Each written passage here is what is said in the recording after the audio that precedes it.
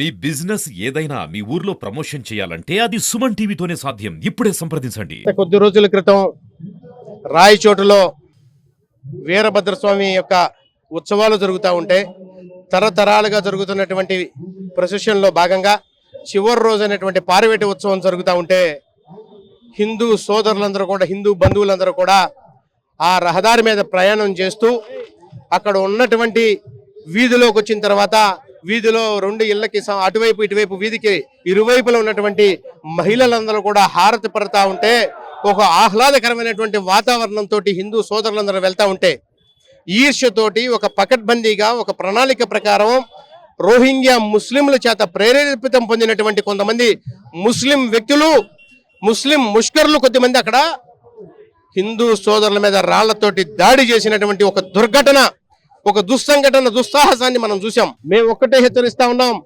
ఇక్కడ నడుస్తున్నటువంటి షరియా ప్రభుత్వం కాదు, ఇక్కడ నడుస్తున్నటువంటి షరియా రాజ్యాంగం కాదు, ఇక్కడ నడుస్తున్నటువంటి అంబేద్కర్ రచించినటువంటి రాజ్యాంగం. భారతదేశంలో ఎన్డీఏ ప్రభుత్వం, ఎన్డీఏ కూటమి ఉన్నంత వరకు ప్రతి ఒక్క మతానికి కూడా సమానత్వాన్ని ఇస్తాం. దాన్ని గనక కాపాడుకోలేకపోతే మిమ్మల్ని మయాన్మార్ దాకా తరిమి కొట్టేటటువంటి పరిస్థితి తెచ్చుకోవద్దని హెచ్చరిస్తూ ఈ రాష్ట్ర ప్రభుత్వాన్ని కూడా ఒకటే విజ్ఞప్తి చేస్తా ఉన్నాం. మీరు పోలీసు బందోబస్తుతోటి అంత పెద్ద ఎత్తున అక్కడికి పంపిస్తా ఉంటే రోడ్డు మీద రామనామస్మరణం చేసుకుంటూ వెళ్తే కూడా తప్ప అని మేము ఈ ప్రభుత్వాన్ని ప్రశ్నిస్తా ఉన్నాం.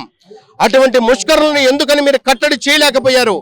అక్కడ ఉన్నటువంటి పోలీసు వ్యవస్థ ఎందుకు నిర్వీర్యం అయిపోయింది?